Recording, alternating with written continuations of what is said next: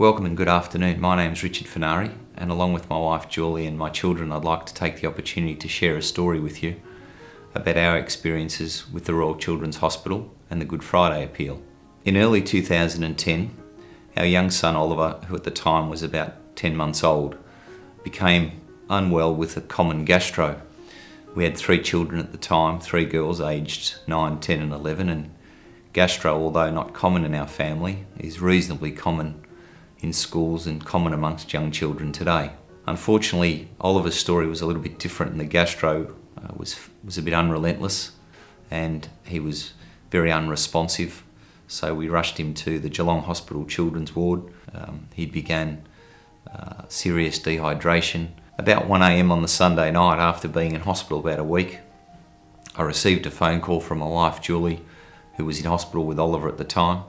At the time, Julie was pregnant with Remy, saying that there needed to be an emergency transfer to the Royal Children's Hospital. As a result of some delays with the ambulance, I arrived at the Royal Children's Hospital before Oliver, and one of the most difficult situations I've ever had to endure as a parent was to see your child wheeled out of an ambulance into the emergency section of the Royal Children's Hospital. There was a team of doctors on standby, headed by Jeremy Rosenbaum and Professor Juanita Hardiker. Oliver was immediately assessed, and it was decided by the team that he would be placed into emergency surgery. Oliver arrived out of surgery about 2 hours later, and the initial operation was a success. They'd achieved what they'd set out to accomplish. We could now get bloods and do tests on Oliver to find out what was really going wrong. And from that day for 6 weeks, Julie and I didn't leave Oliver's side.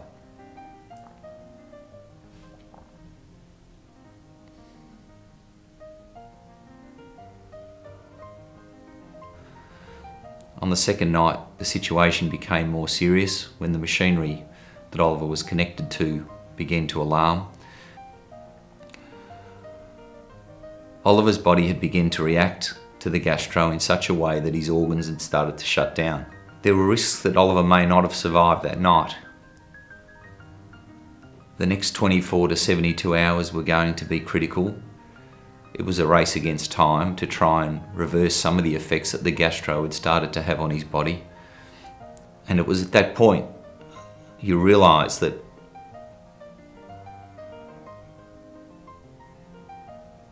nothing else really mattered.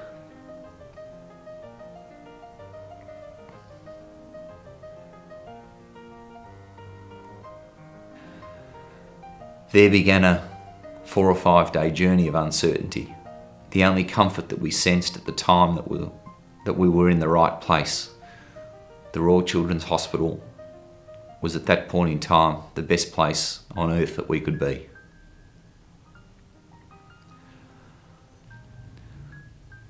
Late that morning, some 12 hours, 13 hours later, some good news was that Oliver had seemed to stabilise, and his liver had seemed to stabilise, and his potassium levels had increased dramatically. But the dedication shown, particularly by the doctors and the nurses of the Royal Children's Hospital, is what got us here today. Dr. Jeremy Rosenbaum spent some 35 hours with us from when we arrived at hospital without going home to his own children and his own family. And when he did go home, his wife called the hospital to see how we were going. So Oliver was in great pain, and we had great support from the nurses. We had a young nurse who spent every day with me until 8:30, 9 o'clock at night, and she'd leave me with 18 or 20 nappies, and then the next morning at 5:30 she'd come walking in the door.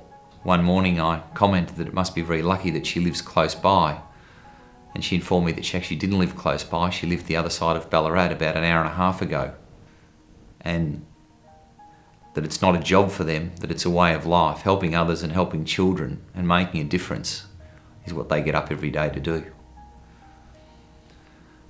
About 6 weeks went by. We got to a point where we were able to take Oliver home. Julie and I took Oliver home on a Friday night, and I remember spending the whole weekend holding him. As Oliver continued to improve, our thanks could only be brought to the Children's Hospital. Julie and I are well aware that without their help, Easter that year and Christmas that year would have been very different. There would have been gifts for 4 children and not 5. The gift that the Royal Children's Hospital had given back to us was something that we knew as a family we would never be able to repay. However, today's journey is about trying to continue to repay some of that journey to them.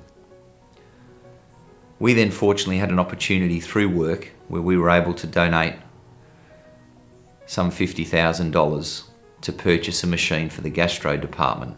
It was a piece of equipment that was a form of an endoscope that would help some 250 children a year. But I think what we all forget is that technology changes every day, and unfortunately the machinery that they may have had 6 months ago or 12 months ago, there may be something better, something that may in fact save one extra person's life.